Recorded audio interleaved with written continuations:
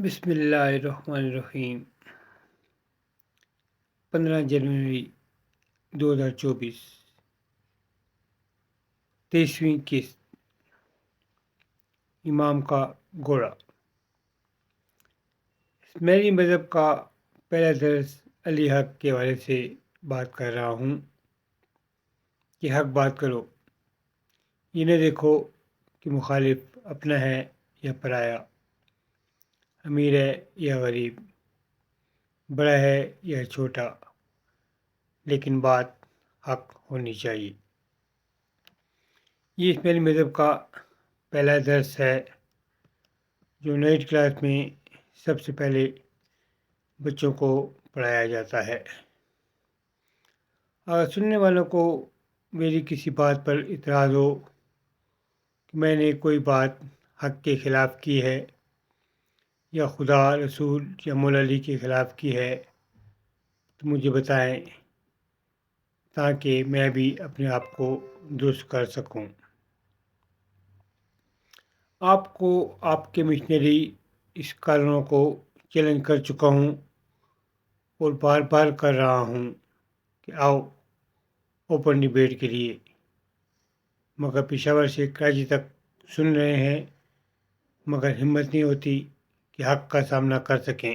اس سے ہی اپنے مذہب اور امام کا اندازہ لگا لو کہ اس مذہب میں رسول پاک، پنجتن پاک اور مولا علی کا نام استعمال کیا جاتا ہے اور ہو رہا ہے، ان کے عمل کا یا قول کا کوئی ذکر نہ ہے۔ مرنے کے بعد یہ امام آپ کے کیا کام آئے گا یا آ سکے گا؟ کیونکہ مرنا تو ہے ہر ایک نے، کیا مرنے سے انکار کیا جا سکتا ہے؟ میں کوئی ارتو پرتو اسماعیلی نہ تھا۔ اسماعیلی مذہب کو جتنا میں نے پڑھا شاید ہی پشاور میں کسی نے پڑھا ہو۔ ایک ہی وقت میں 3 اداروں میں کام کرنا۔ میں نے اس امام کے لیے، اس مذہب کے لیے اپنے سکے اور بڑے بھائی سے تعلقات ختم کر دیے۔ میں امام اور اسماعیلی مذہب کا ماننے والا تھا۔ سورہ الشرح آیت 11۔ اگر اللہ چاہتا تو ان سب کو ایک ہی امت بنا دیتا، مگر اللہ جسے چاہتا ہے اپنی رحمت میں داخل کرتا ہے۔ 2007 میں اخبار میں خبر آئی کہ آغا خان پر حملہ آوروں نے آغا خان کی کار حملہ کیا، آغا خان کی کار توڑ دی اور آغا خان کے چہرے اور ٹانگوں پر زخم آئے، لیکن اس کی تفصیل نہیں بتائی گئی۔ میں کئی دنوں تک مختلف اخبارات کا مطالبہ کرتا رہا، مگر تفصیل نہ آئی۔ شاید کہ حکومت نے اخبارات پر پابندی لگا دی تھی۔ کچھ سالوں بعد مجھے کراچی جانے کا اتفاق ہوا تو وہاں پر ایک خواجہ اسکاؤٹ سے اس بارے میں بات ہوئی تو اس نے اس کی پوری تفصیل بتا دی۔ شاہ کریم آغا خان کے دادا سلطان محمد شاہ آغا خان اول ریس کے لیے گھوڑے پالتے تھے، تو اسی طرح ان کے پوتے موجودہ امام بھی ریس کے لیے گھوڑے پالتے ہیں۔ تو امام کا ایک گھوڑا جس کا نام بلیک ہارس، کالا گھوڑا تھا، اس نے یورپ میں مسلسل 3 ریسیں جیتیں۔ ہم پاکستان میں اس بارے میں اتنا نہیں جانتے، لیکن یورپ میں ایک گھوڑے کی مسلسل 3 ریسیں جیتنا بہت بڑی بات ہے۔ تو ورلڈ مافیا نے امام سے کہا کہ یہ گھوڑا ہمیں فروخت کر دو، لیکن امام نے انکار کر دیا، تو انہوں نے امام پر حملہ کرایا، تو امام نے اپنی سیکورٹی سخت کر دی۔ اس کے بعد ورلڈ مافیا نے امام سے دوبارہ گھوڑا فروخت کرنے کو کہا، مگر امام نے دوسری بار بھی انکار کر دیا۔ اگر امام وہ گھوڑا فروخت کر دیتے تو منہ مانگی قیمت مل سکتی تھی، لیکن امام کے انکار کے بعد انہوں نے امام کو ایک پارسل گفٹ کی شکل میں بھیجا۔ امام نے جب اس پارسل کو کھولا تو اس میں اسی گھوڑے کا کٹا ہوا سر تھا۔ اب اس گھوڑے کی سیکورٹی کتنی سخت ہوگی، انہوں نے اس گھوڑے کو مار کر اس کا سر امام کو گفٹ کر دیا۔ اب یہاں اسماعیلیوں کے لیے سوچنے کا مقام ہے کہ امام اپنے پالتو گھوڑے کو اپنے جیسے انسانوں سے نہ بچا سکا تو امام مرنے کے بعد ہمارے کیا کام آئے گا یا آ سکے گا۔ سوچنے کا مقام ہے ان کے لیے جو امام کو مانتے ہیں، یہ اس بات پہ یقین رکھتے ہیں کہ امام مرنے کے بعد ہمارا حساب کتاب کر کے جنت میں داخل کرے گا۔ آپ اسماعیلیوں کو امام کے اندر اور باہر کا حال معلوم ہو چکا ہے کہ یہ صرف مریدوں سے پیسے وصول کرتے ہیں، اپنے مریدوں کی مشکلات یا بیماری دور نہیں کر سکتا، نہ ہی امام کے پاس ایسی کوئی قوت ہے۔ یہ صرف علی اور رسول کے نام کا استعمال کر کے مریدوں کو دھوکہ دیتا ہے۔ اگر اسماعیلی جب کسی مشکل میں مبتلا ہوتے ہیں تو جماعت خانے میں مکھی سے دعائیں کراتے ہیں۔